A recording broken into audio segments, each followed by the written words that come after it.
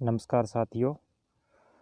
जो सवाल आप लोगों ने मुझसे पूछे तो उनके कुछ कॉमन क्वेश्चन मैंने इसमें लिए हैं और उन कॉमन क्वेश्चनों के जो आपको जवाब है मैं देने की कोशिश करूंगा और कुछ प्रमाण के साथ। तो पहला ज़्यादातर क्वेश्चन हमसे ये पूछा गया था कि रीट की परीक्षा कब होगी। तो इसका जवाब है अगर कोरोना महामारी, क्योंकि अब कोरोना का दौर चल रहा है पूरे भारत देश के अंदर और इससे राजस्थान भी अछूता नहीं है और जो आंकड़े हैं वो बढ़ते ही जा रहे हैं। तो इसलिए अगर कोरोना की महामारी नियंत्रण में आ जाती है, जो रीट की परीक्षा की जो निर्धारित तारीख की गई है, डेट घोषित की गई है, वो है 2 सितंबर 2020 को अपने निर्धारित समय पर होने की संभावना है। क्योंकि ये पहले जो डेट थी 2 अगस्त 2020 अपने दिसंबर माह में जब 31,000 पदों की घोषणा की गई थी तो तब ये निर्धारित की गई थी। तो लेकिन उसके बाद शिक्षा मंत्री महोदय जब लाइव आए फेसबुक पर तो उन्होंने इसको 2 सितंबर कर दिया, यानी कि कम से कम 3 माह और समय देने के लिए शिक्षा मंत्री गोविंद सिंह डोटासरा ने ये फैसला लिया। तो ये जो अपने तारीख है अभी तो आप 2 सितंबर मान के इसको तैयारी कीजिए। तो ये क्वेश्चन है ज़्यादातर पूछा गया था हमसे जो रीट की जो तैयारी कर रहे हैं लेवल फर्स्ट और लेवल सेकंड के, तो आप इसी अनुसार तैयारी कीजिए। दूसरा सवाल ज़्यादा आया था, 2 नंबर जो सवाल है जो मैंने उनको काउंटिंग भी दे दी है कि 2 नंबर 5-6 सवाल ज़्यादा पूछे गए थे तो उन्हीं सवालों के मैं जवाब दे रहा हूँ। क्या प्रथम श्रेणी व्याख्याता भर्ती रीट एक ही समय होगी? ये अच्छा क्वेश्चन पूछा गया था कि प्रथम श्रेणी यानी कि फर्स्ट ग्रेड की जो परीक्षा है और रीट की जो परीक्षा है दोनों एक साथ होगी? जी नहीं, बिल्कुल भी संभावना नहीं है, क्योंकि 2 सितंबर को रीट की परीक्षा होने की संभावना है, न कि व्याख्याता भर्ती। व्याख्याता फर्स्ट ग्रेड की जो भर्ती है उसमें समय लगेगा और आप बेझिझक अभी जो है व्याख्याता भर्ती की तैयारी को छोड़ दीजिए और केवल रीट की तैयारी को ही कीजिए। सबसे पहले रीट की परीक्षा ही होगी अगर ये परीक्षा अपने होती है 2 सितंबर 2020 को। अगर कोरोना महामारी पर नियंत्रण आ जाता है तो ये परीक्षा है 2 सितंबर को अपने निर्धारित समय पर 100% नहीं 101% होने की संभावना है। अतः आप व्याख्याता भर्ती को छोड़िए, लेकिन अगर आपको तैयारी करनी है व्याख्याता भर्ती की तो आप व्याख्याता भर्ती की तैयारी करते रहिए, आपका लक्ष्य ही व्याख्याता बनना है। अगर आप पहले जो परीक्षा देना चाहते हैं रीट की और बाद में व्याख्याता भर्ती परीक्षा देना चाहते हैं तो आप पहले रीट की भर्ती की जो तैयारी है वो कर सकते हैं, इस भर्ती की पहले होने की संभावना है। तीसरा क्वेश्चन, क्या हम बीएड वाले दोनों लेवल की परीक्षा दे सकते हैं? क्या हम बीएड वाले यानी कि बीए और बीएड जिसने की है वो, कहने का मतलब था, इनका सवाल था कि हम दोनों लेवल के अंदर परीक्षा दे सकते हैं, पेपर दे सकते हैं क्या? हाँ, रीट लेवल 1 व रीट लेवल 2, रीट लेवल 1 व रीट लेवल 2 की परीक्षा, दोनों लेवल की परीक्षा बीएड वाले दे सकते हैं। लेकिन जब सिलेक्शन हो जाएगा तब सरकार आपको 6 माह का ब्रिज कोर्स करवाएगी। मतलब जब आपकी नौकरी पक्की हो जाएगी, अर्थात आप फर्स्ट लेवल में सेलेक्ट कर लिए जाओगे, आपका सेकंड लेवल में सिलेक्शन नहीं हो पाता है और फर्स्ट लेवल के अंदर आपको सेलेक्ट कर लिया जाता है, तो उसके बाद जो सरकार है आपको 6 माह का कोर्स करवाएगी। और ये कब करवाएगी? जब आपकी नौकरी पक्की हो जाएगी। नौकरी पक्की होने के बाद उससे पहले किसी भी प्रकार का आपको कोर्स करने की कोई आवश्यकता नहीं है। तो ये इससे आप बेझिझक रहिए, आप फर्स्ट लेवल की भी तैयारी कीजिए और सेकंड लेवल की भी तैयारी कीजिए। तो आप इसमें किसी प्रकार की दिक्कत महसूस मत कीजिए। तो आगे जो क्वेश्चन था हमारा 4 नंबर, जिसको मैंने नंबरिंग दी है, क्या बीएड वालों को लेवल 1 के लिए अलग से कोर्स करना होगा? ये 3 नंबर सवाल का ही शेष भाग है। क्या बीएड वालों को, अर्थात जिन्होंने स्नातक की है और उन्होंने बीएड की है और वो पहले यानी कि 2012 के बाद 2018 के अंदर भी जो पेपर हुआ है रीट का, उसमें यानी कि बीए प्लस बीएड थे उनको लेवल सेकंड दिया गया था और जो अपने BSTC और प्लस 12वीं प्लस और BSTC थे या DLD वगैरह जो भी इससे समकक्ष कोर्स थे, उनको एक कक्षा 1 से 5 तक पढ़ाने के लिए लेवल फर्स्ट दिया गया था। तो अब देखिए, आप बीएड वालों को लेवल 1 के लिए अलग से कोर्स करना होगा। उत्तर जी हाँ, कोर्स तो आपको करना होगा, लेकिन ये जो कोर्स है आपका सिलेक्शन हो जाएगा, जैसे 3 नंबर सवाल के अंदर मैंने बताया है, जब आपका सिलेक्शन हो जाएगा तो सरकार आपको अलग से एक 6 महीने का कोर्स करवाएगी और वो आपका सिलेक्शन यानी कि आपकी नौकरी पक्की हो जाएगी। उसके 2 साल के अंदर अंदर सरकार द्वारा आपको 6 माह के अंदर ये कोर्स करवाया जाएगा।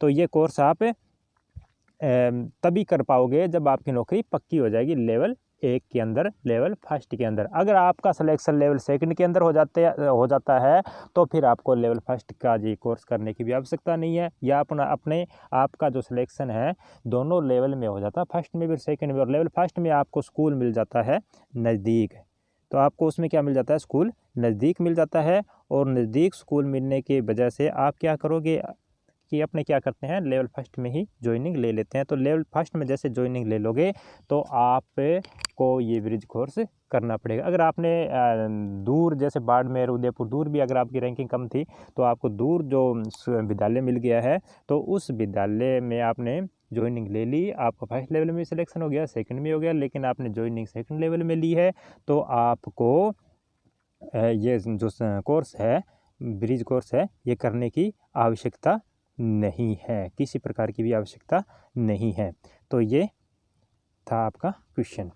तो एक और है, लेवल 1 में गणित प्लस पर्यावरण विषय होंगे, यानी कि लेवल 1 के अंदर जो लेवल फर्स्ट और सेकंड की तैयारी कर रहे हैं तो उनको जो सेकंड लेवल की जो तैयारी कर रहे हैं, जैसे SS के जो सामाजिक विज्ञान के स्टूडेंट हैं, सामाजिक विज्ञान के जो स्टूडेंट हैं, तो उनको क्या करना होगा, गणित की भी तैयारी साथ में करनी होगी, मैथ की भी तैयारी साथ में करनी होगी।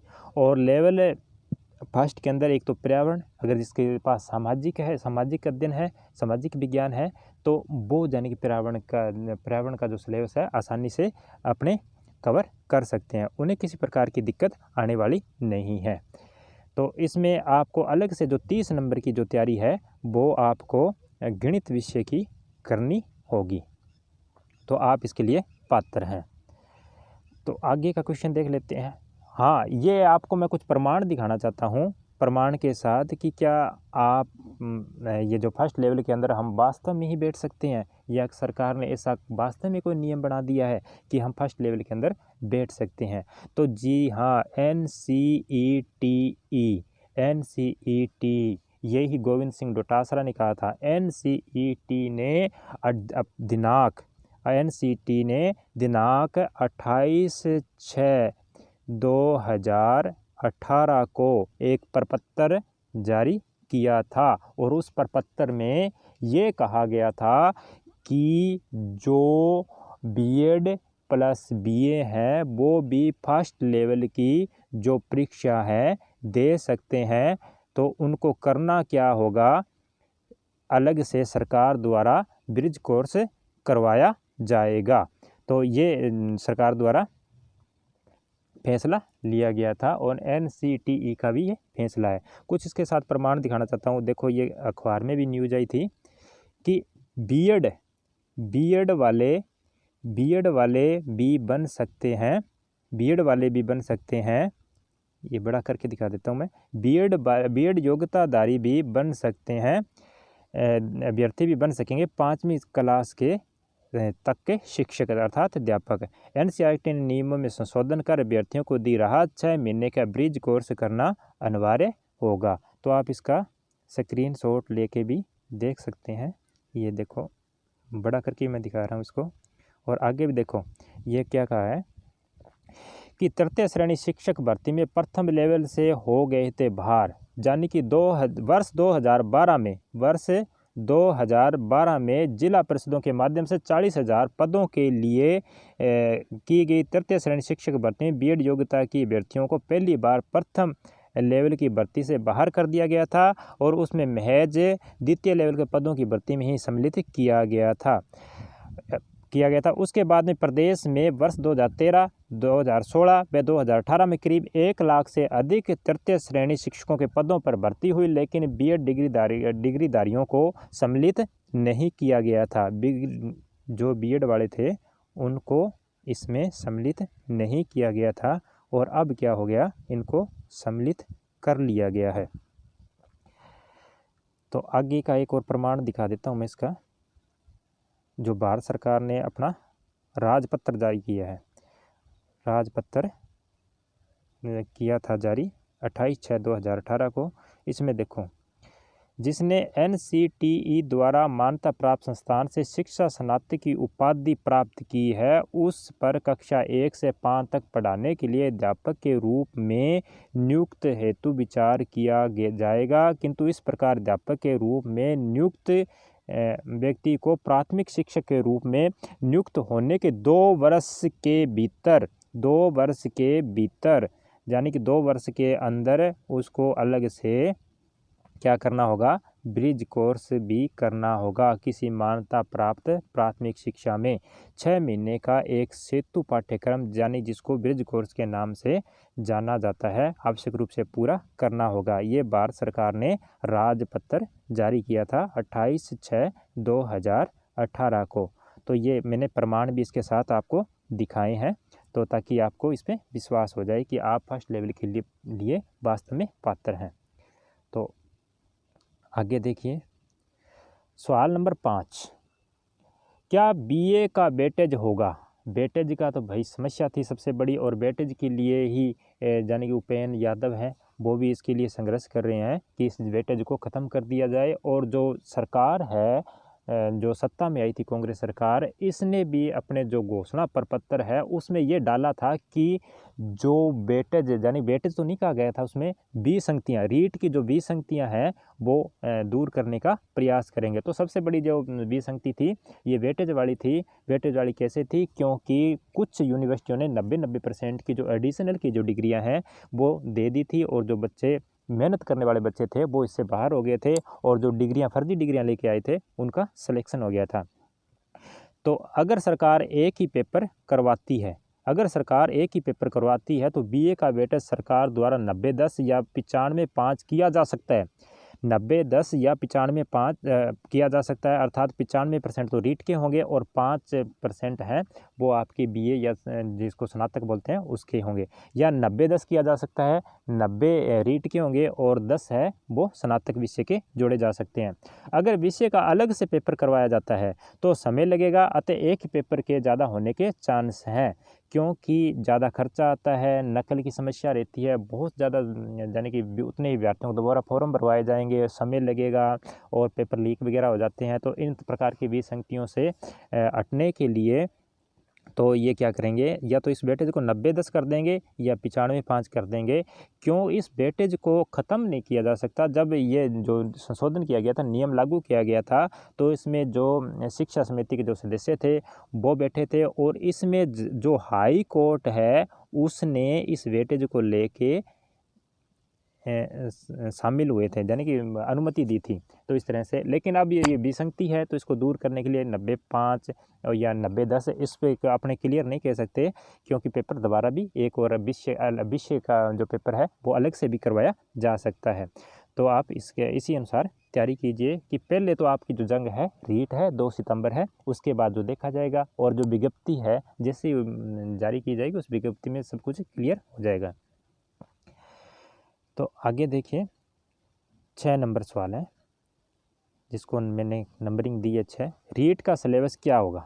रीट का सिलेबस गुड क्वेश्चन है, ज़्यादातर जो विद्यार्थियों ने यही पूछा था। और ये जो रीट का सिलेबस है ये शिक्षा मंत्री ने भी क्लियर कर दिया था कि जो रीट पहले हुई है 2017 में हुई है, 2015 में हुई है, 11 और 12 में जो टेट की जो परीक्षा हुई है वो ही सिलेबस है इसके अंदर रखा जाएगा, और उसमें किसी प्रकार की चेंजिंग नहीं की जाएगी, क्योंकि एनसीईटी के नियमों के अनुसार जो रीट का जो सिलेबस है वह निर्धारित किया गया है। इसलिए आप इसमें किसी प्रकार की कोई जो अपने बदलाव की संभावना नहीं है, अतः इसी प्रकार आप इसमें तैयारी कीजिए। उत्तर देखो इसका जवाब, रीट का सिलेबस NCTE के नियमों के अनुसार निर्धारित है, अतः पीछे की रीट में जो सिलेबस था वही सिलेबस रहेगा, इसके अनुसार ही सभी जो तैयारी करें। ये जो शिक्षा मंत्री महोदय जब लाइव आए थे उन्होंने भी ये कह दिया था कि जो NCTE के ने जो पाठ्यक्रम है पूरे भारतवर्ष में जो निर्धारित किया था, जो रीट परीक्षा है वो भी उसी अनुसार करवाई गई थी। और लेवल फर्स्ट के अंदर क्या है, लेवल प्रथम के अंदर कि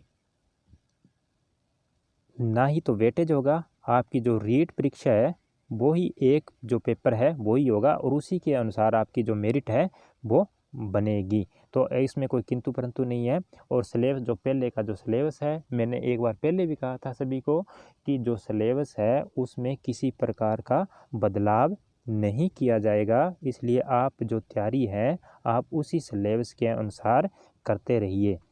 और ये लेवल फर्स्ट में है तो एक ही पेपर होगा, उसमें तो कोई दिक्कत ही नहीं है, एक ही पेपर के अनुसार आपकी मेरिट बनेगी, उसमें कोई वेटेज की समस्या नहीं है। तो आप बेझिझक आप उस 2 सितंबर की परीक्षा की तैयारी कीजिए, आपकी जो जंग है वह स्टार्ट हो चुकी है। तो आगे देखिए, ये हमने एक छोटा सा चैनल की शुरुआत की है और इस चैनल को आप सब्सक्राइब करें। आपका इस चैनल पे स्वागत है, और भी हम जानकारियां हैं लेके आएंगे। और हमारे चैनल का नाम है आपका मित्र चैनल, और जो सब्सक्राइब करने के बाद घंटे का एक निशान आता है, उस घंटे के निशान को आप क्या करोगे, दबा दोगे। दबाने के बाद उस पे ऊपर ऑल लिखा आएगा और उस ऑल को क्या कर दोगे, क्लिक कर दोगे। उसके बाद ताकि जो भी हम जो वीडियो है इसमें डालेंगे आपके पास उसका नोटिफिकेशन है वह पहुंच जाएगा।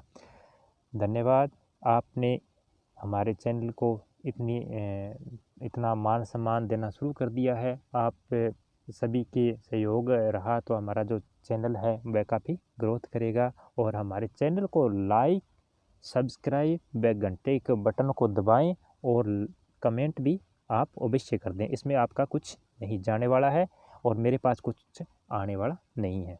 तो धन्यवाद।